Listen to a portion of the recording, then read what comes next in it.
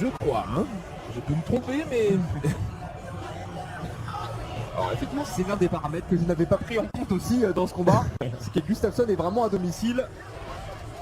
Et Johnson, le visiteur. Alors, pas du tout d'encouragement, hein, bien sûr, pour Anthony Johnson lorsqu'il fait son entrée.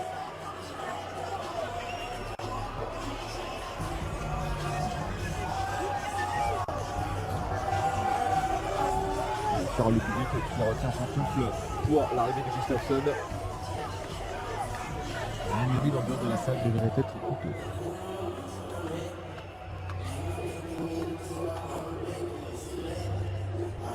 C'est vrai qu'imaginer ce colosse à 77 kg, ça fait quelque chose. C'est un combattant qui avoisine les 1m90, hein, quand même. C'est pas rien.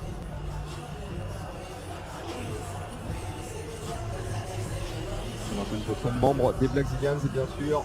Et vous avez certainement reconnu le premier à lui donner accolade, Georges Santiago, combattant lui aussi de l'UFC.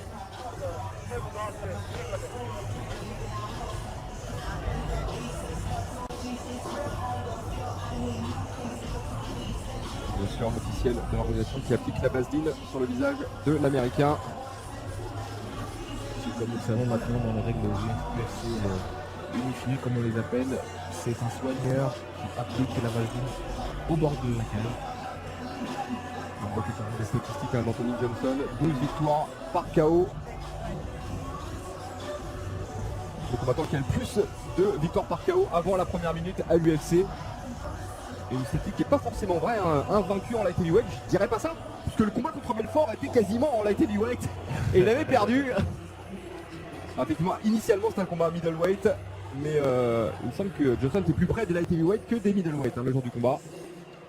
D'un côté, Vitor Belfort non plus, ça ne le dérange pas, hein, de combattre dans différentes catégories. Lui qui avait débuté chez les lourds et qui est descendu derrière chez les middleweight. N'est-ce pas encore? Je me demande comment il fait d'ailleurs. Il va être hier. On laisse monter la clameur.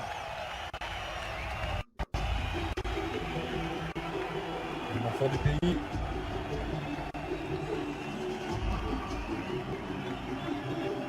Effectivement, on a un engouement certain pour Conor McGregor en ce moment, mais à ce qu'on peut voir ici, il y a un engouement tout aussi important pour Alexander Gustafsson.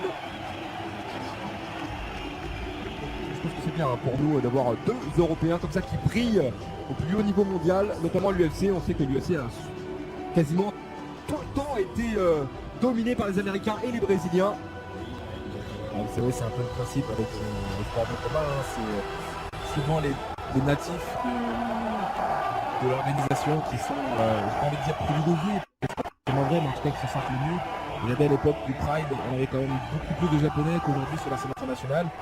J'ai envie de vous dire que Jungle Fight a quand même beaucoup de Brésiliens. Et puis là c'est comme ça, l'UFC, c'est une organisation de nationalité américaine, alors beaucoup d'Américains se retrouvent sur le devant de la scène. L'UFC c'est surtout aujourd'hui la plus importante organisation de MMA au monde.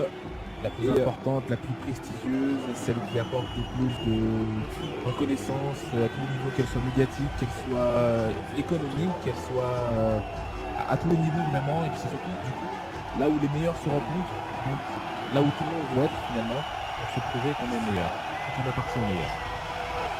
Et voici donc Alexander Gustafsson, l'enfant du pays.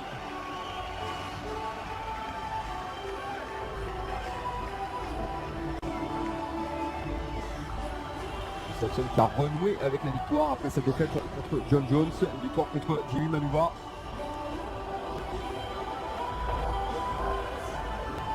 Ça fait presque un an qu'il n'a plus combattu Gustafsson. Je vous rappelle qu'il y a eu cette blessure, l'UFC qui avait booké ce combat contre John Jones en septembre. La blessure de Gustafsson. Gustafsson qui est remplacé par Cormier, Jones qui se blesse, le combat Cormier-Jones qui est repoussé et finalement ce combat Johnson contre Gustafsson. Et des malédictions comme ça que voulez-vous. Voilà, donc on peut voir il est à 7-1 lors de ses 8 derniers combats, je vais même vous dire mieux, il est à 16-2 sur sa carrière, 2 défaites seulement, l'une contre Phil Davis, l'autre contre John Jones. Il a 10 victoires par KO et 6 victoires à l'UFC avant la limite. Et vous aurez certainement aperçu ce tatouage sur le bras droit qu'il a. Cet as de pique avec en dessous le total de ses victoires et de ses défaites qu'il met à jour régulièrement. Ça ressemble vraiment à un tatouage de guerre quand on peut les voir dans les films. Hein. Ces combattants qui, à chaque fois qu'ils ont fait une victime, taillent une marque mentale sur les crosses de leur arme ou sur leur main. Ah là, c'est un peu son arme aussi. Donc ça marche aussi. Allez, un dernier petit coucou, je profite de ce petit passage lors de ce main event pour saluer Cédric François Meunier, président de CFM Project Management, société d'ingénierie ferroviaire, qui est fan, archi-fan de MMA et du UFC, qui est d'ailleurs au nombre de mes partenaires et sponsors et qui doit être devant son écran malgré l'heure tardive. Bonjour Cédric et bon combat.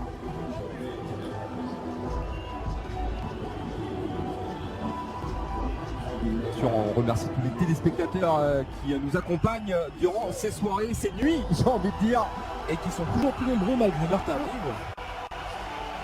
Et bien sûr, nous remercions aussi ceux qui ne manqueront pas la rediffusion de ce même UFC tout à l'heure à 23h. Comme tous les jours du UFC, pardon, excusez-moi. Et donc tout de suite la Tale of the Tape, 2 ans d'écart entre les hommes, net avantage de taille pour Gustafsson. Et au niveau du poids et de la longe, c'est relativement similaire, même si Gustafsson a un léger avantage également.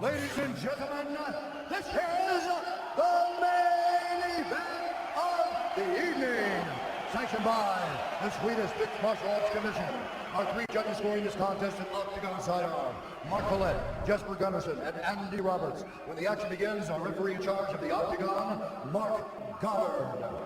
And now, for those in attendance and UFC fans watching around the world, live from a sold-out arena in Stockholm, Sweden.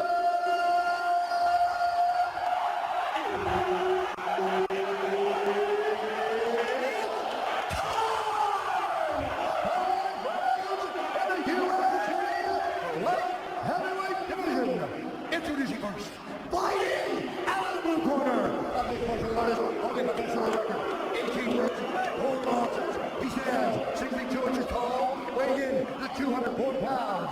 Fighting out of Boca Raton, Florida, by way of Dublin, Georgia, USA, Anthony Rumble Johnson! And now introducing his opponent, fighting out of the red corner, a striker, having a professional record, 16 wins, 2 losses. He stands 65 inches tall, weighing in at 204 pounds. Fighting out of Stockholm, Sweden,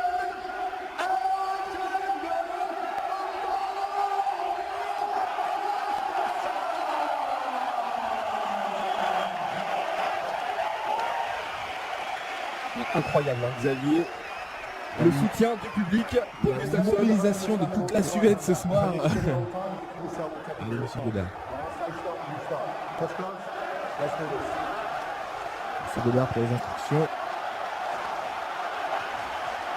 Vous voyez la longueur, la taille d'Alexander Gustafsson par rapport à la hauteur du grillage, qui donne un bon repère. Allez, 2 hommes sont prêts et c'est parti. Anthony Johnson avec le short gris, Alexander Gustafsson avec le short noir. Et on commence tout de suite avec un low kick de Gustafsson. Le kick extérieur. Le kick intérieur maintenant. Il y a une différence de taille. Hein. Gustafsson qui est averti sur la puissance de frappe de Rumble, comme on l'appelle. Pas mal le jab de Gustafsson derrière, il a checké le low kick. Tout de suite, Anthony Johnson qui tente de décrocher large. Gustafsson, ça passe Gustafsson a un au-dessus, lui petit touche. remise. Et il touche. Ouais. Petit jab et la droite derrière. Ouais, kick de Rumble, un peu loin. Rumble qui va chercher son adversaire. Hein. Ah oui, avec un bon travail de feinte en jab. Et ensuite ce tour de Gustafsson. Gustafsson qui tourne bien et qui check le low kick. Un jab avec des longs bras qui maintiennent Anthony Johnson à distance.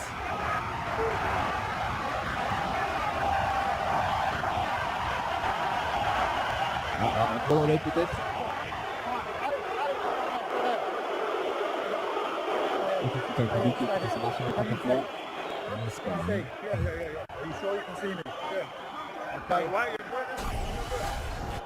On va revoir le ralenti. Ouais, effectivement. Ah oui. Je suis pas sûr que ça ait beaucoup donné. Bah, regardez, ça va pas duré très longtemps finalement. Je me souviens qu'il avait eu un problème similaire. Gustafsson qui touchait. Alors est-ce que c'est pas un choc de tête plutôt? Je sais pas, mais il a été touché en tout cas. Il a fait l'ascenseur. Et alors regardez, alors là, un vrai prédateur, il court après. Il a absolument envie de capitaliser sur ce mini knockdown. Et Crochet là, large à nouveau. Gustafsson Il essaie de remiser à Gustafsson. laisse bien passer l'orage, qui utilise la distance Oh, le high kick. et qui est un peu sur le reculoir. Johnson qui en profite, par en dessous, uppercut, crochet. Il faut bouger, Gus, il faut changer de. Faut pas rester en face. Gustafsson qui est en grosse difficulté. Grosse difficulté. Monsieur oui. Godard va intervenir, c'est très possible. Gustafsson, il faut absolument agir. Il faut se retourner, il faut faire face. Bah, faut qu'il se défende. Il se défend pas du tout là, Gustafsson. Il n'a pas vraiment de solution. Oh là, il accepte, il prend des coups plutôt.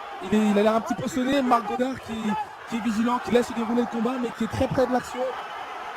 Anthony Johnson Il accélère bien sûr avec son ground and pound, hein, bien évidemment. qui tambourine, qui frappe.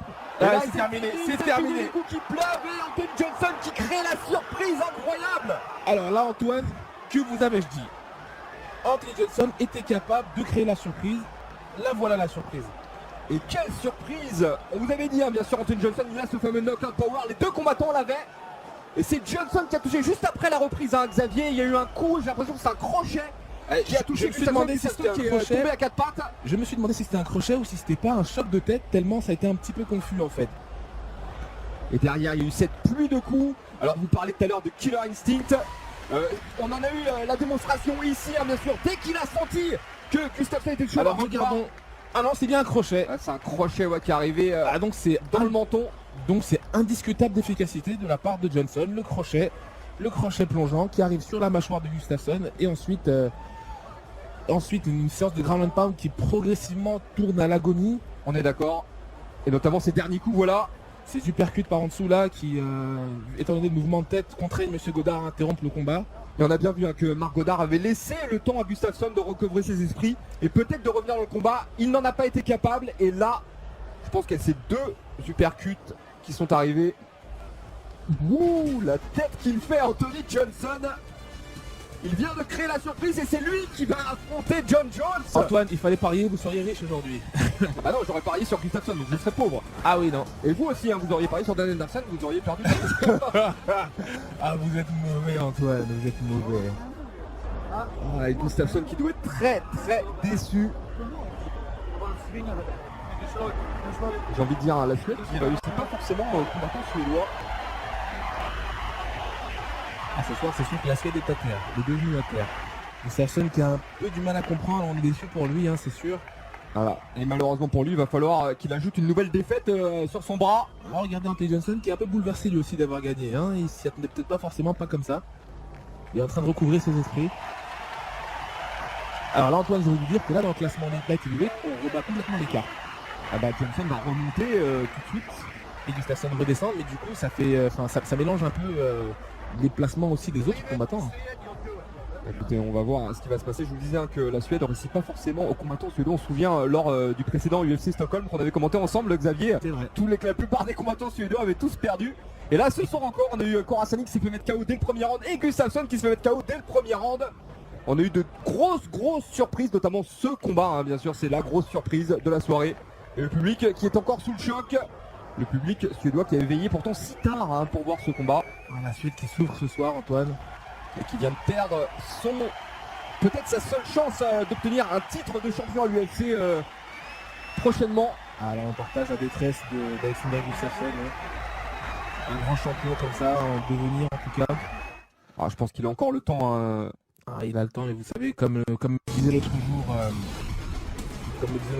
jour, un grand champion brésilien, ce qui est cruel avec notre sport, c'est que chaque victoire vous fait monter une marche d'escalier et chaque défaite vous en fait descendre 3. Donc écoutez, c'est aussi la force des grands champions de savoir remonter la pente encore plus vite qu'ils l'ont descendu et on peut faire confiance à Gus pour y arriver.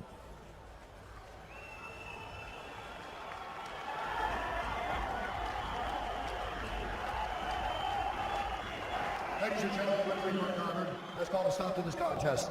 2 minutes, 15 seconds in the very first round. Declared the winner by TKO Anthony Rumble. Et victoire donc à la surprise générale, j'ai envie de dire, d'Anthony Rumble Johnson. Alors là, nous sommes toujours sous le choc, Antoine. Hein. Aussi bien que la Suède, je pense. Aussi bien que la Suède entière, mais en tout cas, tous les Colédo Arena. Hein. Et on va l'écouter rapidement. Anthony Johnson, waouh, comme dit Joe Rogan.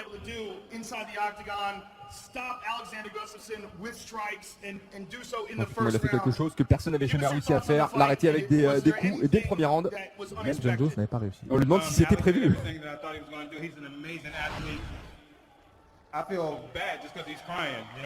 Voilà, il se sent mal parce que son adversaire pleure. Ah, c'est mignon. Voilà, il remercie bien sûr le public de l'avoir fait venir. Et il commence lui aussi d'ores et déjà la promo de son prochain combat. John Jones, j'espère que tu te guéris bien. Et prépare-toi pour le combat qui nous attend. Anthony Rumble Johnson, ladies and gentlemen. John Jones, l'homme à abattre dans cette catégorie, l'homme que tout le monde veut, dont tout le monde veut la sortir. Et on va écouter maintenant Gustafsson qui est acclamé par le public, bien sûr.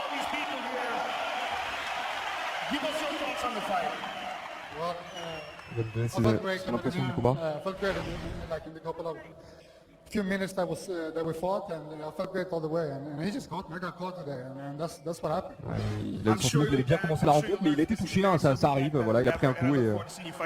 Jag vill tacka er alla som har kommit hit och stöttat oss här, alla fighters.